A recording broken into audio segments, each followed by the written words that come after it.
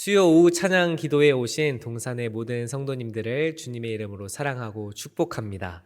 우리의 삶에서 많은 도움을 주는 물건이 하나 있습니다. 그것은 바로 자석입니다. 한 예로 우리가 자주 사용하는 냉장고에서 자석이 어떻게 쓰이냐면 냉장고의 문에 있는 이 자석이 냉장고의 문에 자석이 달려있게 되는데 그때 문이 열리지 않고 우리가 밀어놓기만 해도 그것이 착 하고 붙으면서 이 냉기를 보관해서 음식물이 상하지 않도록 해줍니다.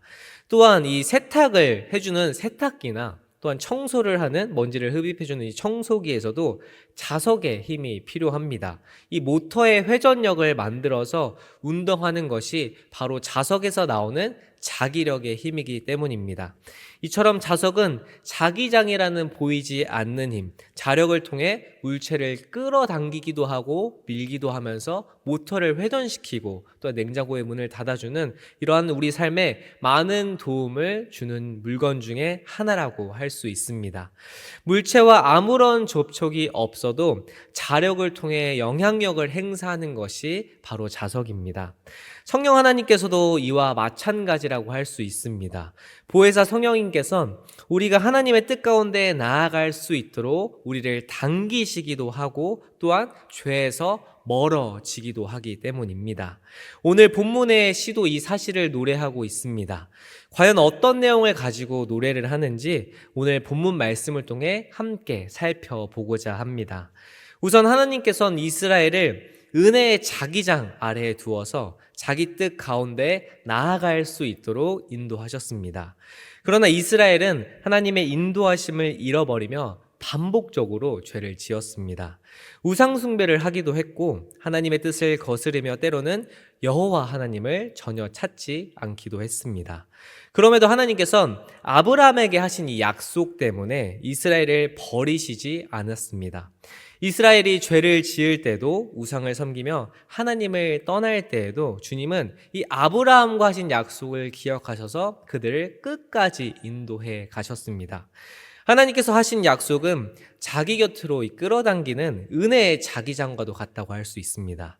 주님의 약속은 우리의 감정이나 상황과 형편에 따라 변하지 않고 하나님의 온전하심과 신실하심에 근거합니다. 그렇게 설령 우리가 하나님과 멀어진다고 하더라도 하나님의 은혜의 자기장으로 인해서 우리는 주님께로 자연스럽게 당겨지게 되는 것입니다. 이로 인해 이스라엘 백성들은 하나님의 은혜 안에 머물 수가 있었습니다. 이스라엘이 하나님의 은혜 안에 머물 수 있는 근거를 확인하기 위해선 바로 아브라함 때까지 거슬러 올라가야 합니다. 아브라함은 조카 롯을 구하기 위해 전쟁에 나가 승리할 때도 또한 살레망 멜기세덱에게 11조를 바칠 때도 또한 소돔 왕과의 대화 때도 바로 하나님만을 의지하면서 거룩한 믿음을 지켜나갔던 자가 바로 아브라함이었습니다. 이에 하나님께서는 아브라함에게 나는 너의 방패이다. 내가 너에게 큰 상을 줄 것이다 라고 말씀하셨습니다. 그러자 아브라함은 하나님께 주 여호와여 저에게 무엇을 주시렵니까? 저에게는 아들이 없습니다. 하나님께서 그 모든 것을 허락해 주셔도 제가 아들이 없기 때문에 저는 그것을 유지하고 나눌 수가 없습니다 라고 답했습니다. 이에 하나님께서는 아브라함에게 하늘의 별처럼 바다의 모래처럼 많은 자손을 허락해 주신다라고 약속하셨습니다. 이 아브라함은 하나님의 약속을 믿었고 하나님께서는 아브라함의 믿음을 의로 여기셨습니다.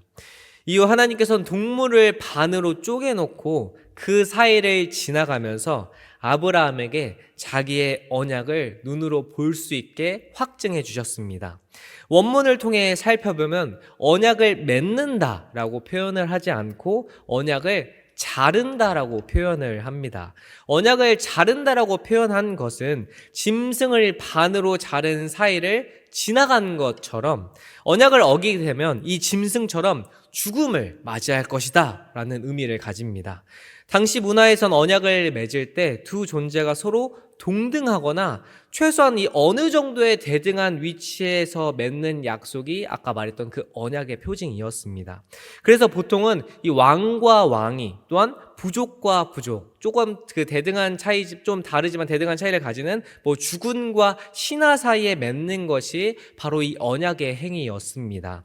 이런 문화적 상황으로 바라본다면 애초에 창조주 하나님께서는 이 피조물 아브라함과 동등한 입장에서 언약을 맺는다는 것은 맞지 않았습니다. 왜냐하면 그 둘은 동등한 입장이 아니었기 때문이었죠. 하지만 하나님께서는 우리와 동등한 입장에서 언약이라는 이 친밀하고도 인격적인 방식을 직접 선택하셨습니다. 단순히 하나님께서 아브라함아, 무조건 내 말에 복종해라. 너는 나의 피조물이니 무조건 너는 나를 따라와야 한다. 라고 하지 않고 내가 너의 하나님이 되고 너를 나의 백성으로 친히 삼겠다라고 하신 것이 바로 이 언약이었습니다. 이것은 하나님과 우리가 권력의 관계가 아니라 사랑과 신뢰의 관계라는 것을 친히 보여주신 사건입니다. 하나님께서는 피조물인 우리를 존중해 주시고 사랑해 주시겠다는 이 표현이 바로 언약의 행위였습니다. 하나님께서 언약을 맺으셨다는 것은 단지 조건을 주는 것이 아니라 내가 이 약속을 반드시 지킬 것이며 비록 너희가 실패할지라도 내가 책임질 것이다. 내가 이 동물들의 사이로 쪼개지는 그 사이로 걸었던 것처럼 나의 목숨을 걸어서라도 너희를 위해서 너를 향한 약속은 무조건 지키겠다라고 선언한 것입니다. 바로 창조주 하나님께서 피조물인 우리를 위해서 말이죠.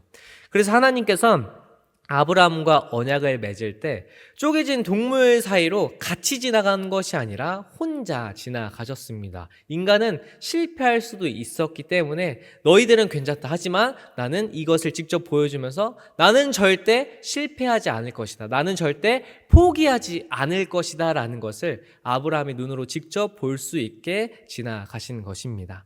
따라서 아브라함에게 보여주신 이 하나님의 언약은 무조건적인 은혜의 언약이었습니다. 예수님께서 그저 우리를 값없이 사랑해 주셨던 것처럼 하나님은 이처럼 아브라함과 언약을 맺을 때부터 우리를 그저 사랑해 주셨습니다.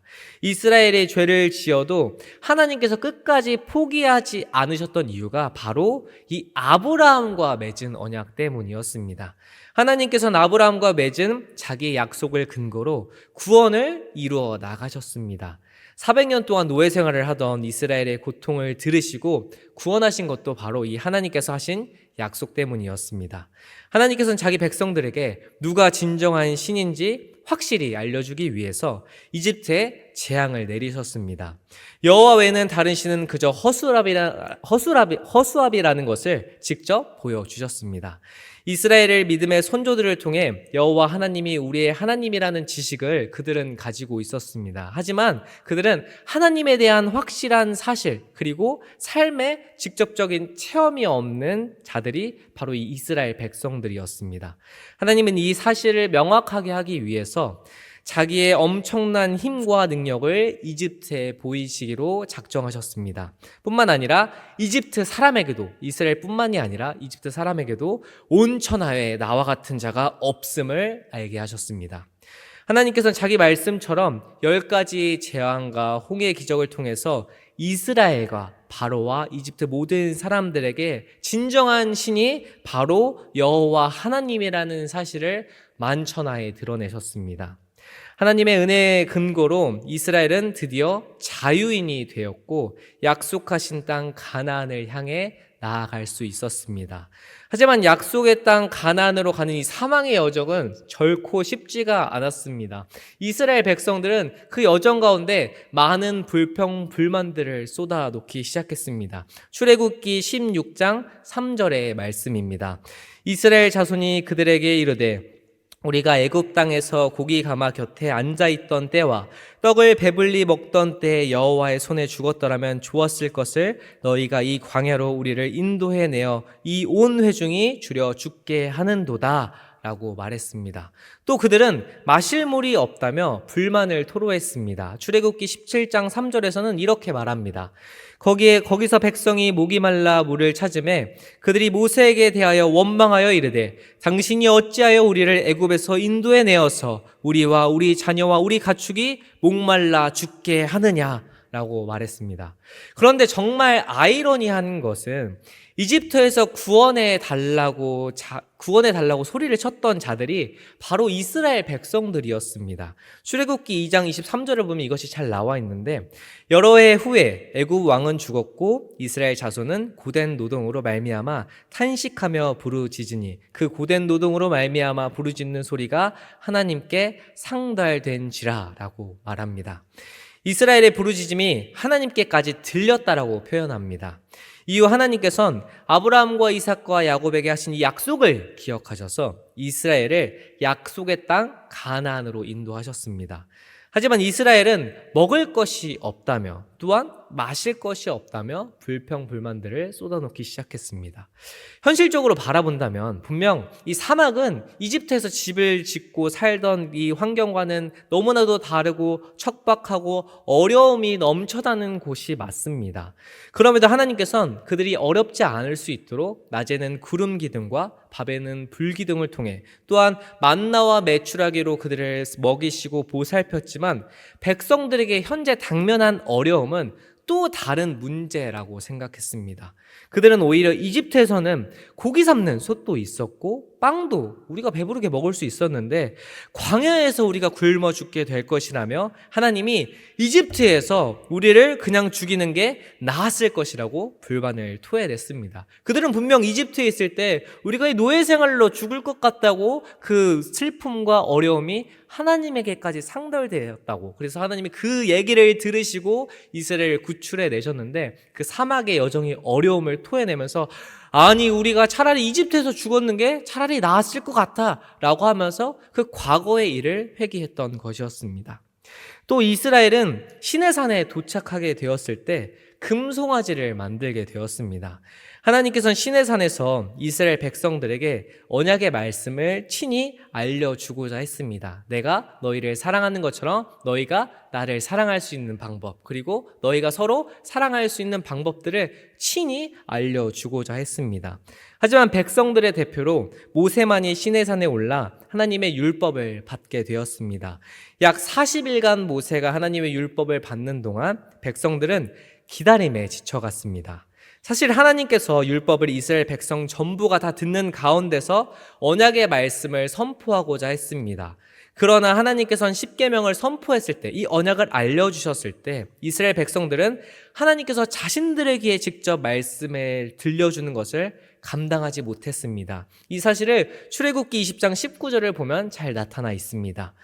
모세에게 이르되 당신이 우리에게 말씀하셔서 우리가 들으리이다. 하나님이 우리에게 말씀하시지 말게 하소서. 우리가 죽을까 하나이다. 라고 이렇게 말합니다. 즉 백성들이 하나님의 말씀을 듣는 것이 힘들다고 해서 친히 하나님께서는 이 이스라엘 백성들의 의견을 반영하여서 직접 말씀하지 않으시고 백성들의 대표인 모세를 선택해서 대신 전하신 것이었습니다. 즉 모세가 시내산에 올라가서 40일 동안 머무르게 된 것은 온전히 백성들이 힘들다고 해서였습니다. 그래놓고도 정작 그들은 모세가 산에 올라있던 그 기간을 견디지 못한 채 모세가 내려오지 않고 그 기간 동안 우리가 이 사막에 있는 동안 다른 나라들이 우리를 공격하면 어떡하지? 우리를 이끌 하나님이 왜 이렇게 잠잠하고 계시지? 하는 이 마음에 그 부재를 해결하고자 자신들을 힘으로 이끌어줄 금송아지를 만들었습니다. 이처럼 이스라엘은 하나님의 은혜의 자기장 아래서 자꾸 멀어지려고 했습니다. 하지만 하나님께서는 그들을 계속해서 당기셨고 또 그들은 그때마다 하나님과 멀어지고자 했습니다. 또한 약속의 땅 가나안 입성을 눈앞에 둔 가데스 바네아에서도 이스라엘은 하나님께 반역을 했습니다. 하나님께서는 가나안에 들어가기 전에 각 지파에 한 사람씩을 뽑아서 12명을 선택하여 그 가나안 땅을 정탐하도록 하셨습니다. 12 정탐꾼들은 40일 동안 그 땅을 둘러보고 와서 보고를 했습니다. 먼저 여호수아와 갈렙은 이렇게 보고했습니다. 그 땅은 정말 좋은 땅이고 하나님께서 함께 하시면 우리는 그 사람들을 능히 이길 수가 있습니다 라고 믿음의 고백을 했습니다. 하지만 나머지 10명의 정탐꾼들은 이렇게 고백했습니다. 그 땅 사람들이 네피림의 후손처럼 너무나도 큰 거인이기에 우린 마치 그들 앞에서 메뚜기와도 같습니다 라고 하면서 두려움에 휩싸이는 말을 했습니다. 이에 이스라엘 백성들은 10명의 정탐꾼의 말에 휩쓸려서 밤새 큰 소리로 울며 모세와 아론에게 불평했습니다. 우리가 이집트에서 죽었으면 좋았을 것이라고 말하며 차라리 이집트로 돌아가자고 말합니다. 분노하신 하나님께서는 경로를 수정하여 이 40년의 시간을 더 할애하여서 사막을 떠돌게 하셨습니다.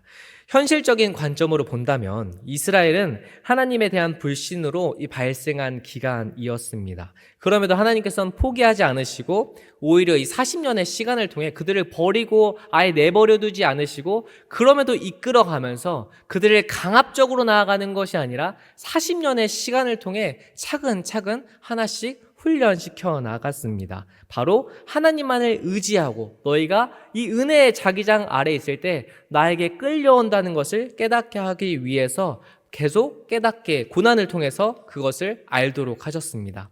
하지만 그들은 또 얼마 지나지 않아서 반역을 저질렀습니다. 이번에는 레위 지파의 고라와 몇몇 족장들이 모세와 아론의 지도력에 불만을 가지고 반발을 한 것이었습니다.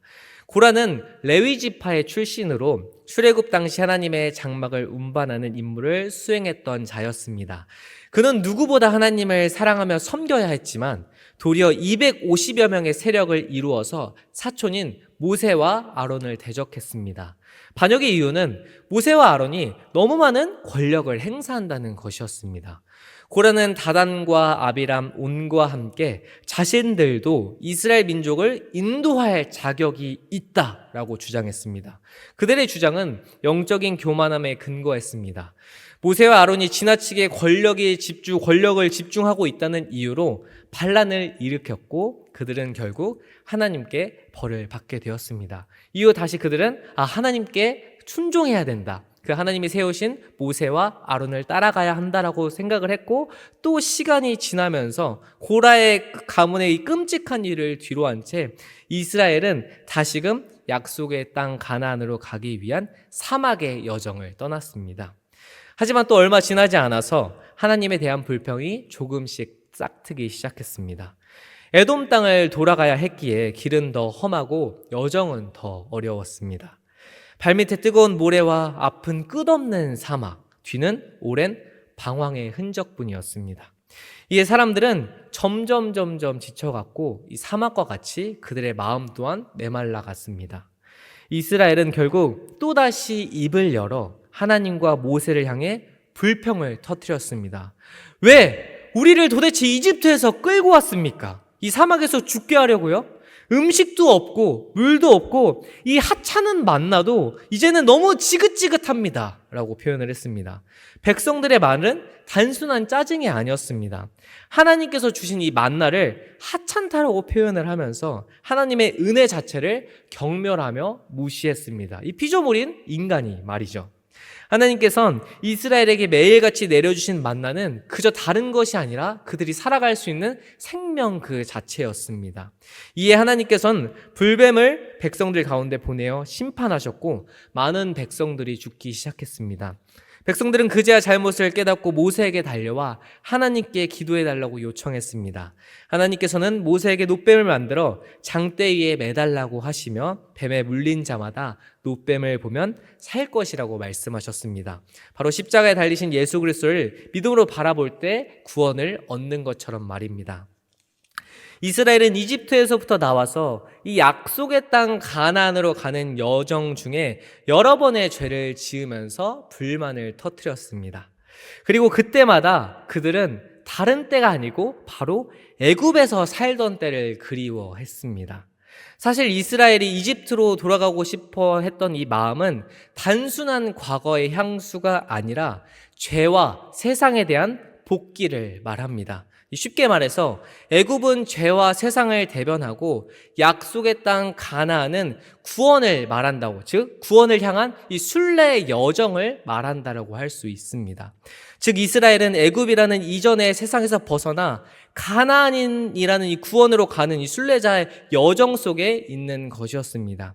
이스라엘은 구원으로 나아가는 순례의 여정 속에서 눈에 보이는 안정과 익숙함을 추구하는 애굽으로 돌아가려는 인간의 본성을 계속해서 보여주었습니다. 즉 애굽에서 노예 생활로 사는 것이 너무나 힘들다고 했는데 그곳에서 집을 짓고 고기를 삶는 가마도 있고 먹을 것이 풍족했던 그 삶이 오히려 세상에서 있었던 그 삶이 더 좋았다라고, 내가 세상으로 돌아가고 싶다라고 표현한 것입니다. 하지만 그 순례의 여정 중에서도 분명히 힘들고 어렵고 고난이 있었지만 하나님께서는 그들에게 생명도 허락하시고 덥지 않을 수 있도록 낮에는 구름 기둥을 통해서 또한 물을 통해서 먹이고 살리셨는데 그들은 그때보다 세상에서 편안함을 더 기억하고 애굽으로 돌아가고 싶다고 그때마다 계속 말했던 것이었습니다.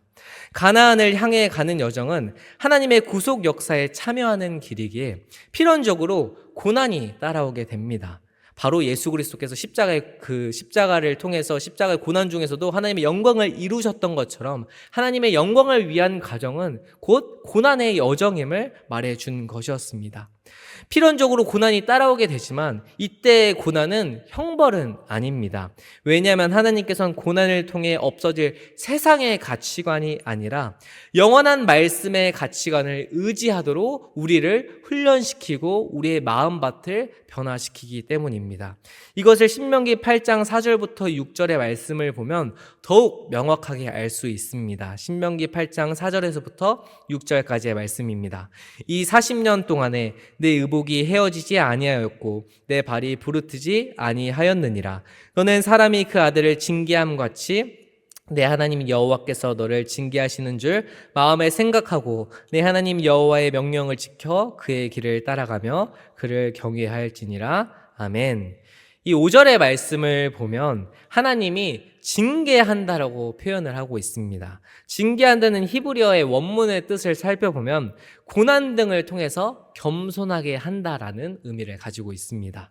하나님께서 죄에 대해 징계를 하실 때 활용하는 이 단어이기도 하지만 교육적인 목적으로 가르침의 의미로도 사용되는 단어가 바로 이 징계입니다. 즉 하나님께서는 이 징계를 통해 훈련을 통해 단련되어지면 우리의 마음이 단련되어지면 겸손해지고 겸손의 이유는 세상의 편안함과 세상의 만족함을 없어질 것들을 바라보는 것이 아니라 바로 영원한 하나님의 말씀과 하나님의 인도하심을 바라보도록 만드는 훈련인 것입니다. 즉 겸손해진다는 것은 인간 중심의 세계로 대표되는 애굽을 버리고 하나님만을 바라보며 이 구원의 여정인 가나안으로 끝까지 인내하며 하나님만을 바라보고 나아가게 하는 것입니다. 하나님께서는 이스라엘이 순례자의 여정 중에 세상으로 돌아가려고 할 때마다 계속해서 돌아가려고 불만을 토로할 때마다 그래, 너희가 그렇게 가고 싶으면 가버려 라고 포기하지 않으시고 끝까지 그 아브라함과 했던 그 약속을 포기하지 않으시고 끝까지 인내하고 그들을 어떻게든 구원의 여정으로 이끌고 갔습니다. 영원한 하나님의 말씀을 의지하며 나아갈 때 내가 할 것이니 너희는 나만 따라오면 된다. 그리고 너희는 다른 것이 아니라 나만을 바라보면 된다. 왜? 내가 할 것이니 너희는 오로지 나만을 의지하고 오면 된다. 이 세상의 것들은 결국 없어질 것들이다. 하지만 나는 영원한 너희의 하나님이시기 때문에 너희는 나만을 믿고 따라오면 된다라는 그 마음의 훈련을 계속해서 시킨 것이었습니다. 오늘날 우리도 이 약속의 땅으로 위한 광야의 길을 걸어가고 있다라고 할 수 있습니다. 구원받은 하나님의 자녀로서 가나안, 다시 말해 하나님 나라의 영원한 생명을 향해 달려나가는 과정 중에 있습니다. 그때마다 죄는 세상의 평안함과 달콤함, 과거의 익숙함으로 우리를 유혹할 것입니다. 그리고 우린 그때마다 하나님보다 세상의 눈을 돌려서 어려움이 있으면 세상의 물질로서 내가 뭔가 가진 것이 없으면 돈을 더 의지하려고 일어난 마음, 애굽으로 돌아가려고 하는 마음, 내가 하나님을 믿어도 왜 내 삶이 나아지지 않지? 하나님을 알지 못할 때, 삶으로 경험하지 못할 때 차라리 애굽에서 살았던 것이 더 좋았던 것 같아. 고기도 열심히 먹을 수 있었고, 그땐 집도 있었고, 떡도 있었던 그 삶이 더 좋았던 것 같아. 하나님의 그 고난 중에 더 넓은 것을 바라보지 못하고 없어질 세상 것들을 우리가 바라보게 되면 우리도 이스라엘 백성들처럼 그냥 하나님을 포기하고 싶고, 하나님 나에게 이것밖에 주지 않아요? 나를 인도하신다고 하면서 고작 이것뿐이에요? 나는 그저 이집트로 돌아가고 싶어요. 나는 그저 다시 세상으로 돌아가고 싶어요. 세상 사람들은 잘 먹고 잘 살잖아요. 나도 그냥 그때처럼 돌아가고 싶어요 라고 하면서 오히려 사망이 들이오는 그 이집트에 머물려고 하는 마음을 우리가 볼 수 있습니다. 분명 광야는 어렵고 힘들며 답답한 곳입니다. 우리가 그 길을 걸어갈 때 세상 사람들은 그것을 이해하지 못하고 또한 손가락질하기도 합니다. 가진 것이 없어 막막하기도 하고 때로는 고통스럽기도 한 것이 바로 이 광야의 여정입니다. 하지만 순례의 길은 그 어떤 것보다 하나님께서 함께 하시는 여정입니다.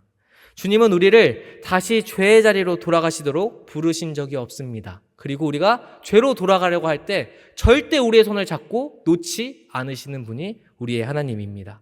하나님께서는 예수 그리스도를 통해서 십자가의 고난이 결국은 부활로 승리해야 한다는 사실을 우리에게 친히 보여주셨습니다. 예수 그리스도의 부활하심으로 우리는 더 이상 광야에서 방황하는 자들이 아니라 가나안을 향해 나아가는 소망의 백성이 되었습니다. 그렇게 우린 애굽이 아닌 가나안으로 나아가야 합니다. 하나님께서 계신 그 구원의 땅으로 나아가야 합니다.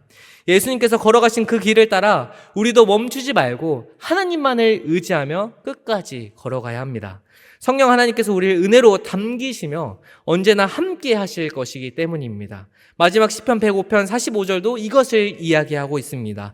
시편 105편 45절의 말씀을 우리가 다 함께 한 목소리로 읽도록 하겠습니다. 이는 그들이 그의 율례를 지키고 그의 율법을 따르게 하려 하심이로다. 할렐루야. 우린 성령 하나님의 도우심으로 결국 말씀으로 승리하게 될 것입니다. 할렐루야. 말씀을 신뢰하며 성령 하나님의 인도하심과 보호하심으로 담대히 나아갈 때 하나님의 은혜의 자기장 속에서 하나님이 그 가운데서 우리를 인도하시고 포기하지 않으시고 결국에 구원의 길을 완성해 나갈 것이기 때문에 우리가 없어질 것들을 바라보며 애굽으로 돌아가려고 하는 것이 아니라 우리의 평안함과 만족을 향해 나아가는 것이 아니라 그 길이 비록 힘들고 어려워 보일지라도 그곳에는 영원한 생명과 하나님의 풍성한 은혜가 있다는 것을 기억하면서 하나님만을 바라보고 말씀을 통해 의지하시는 그 예수 그리스도의 충만한 은혜로 믿음으로 담대하게 나아가는 동산의 모든 성도님들이 되게 주님의 이름으로 소망하겠습니다. 우리 이 시간 말씀을 기억하며 말씀과 교회를 위해 기도하기를 원합니다.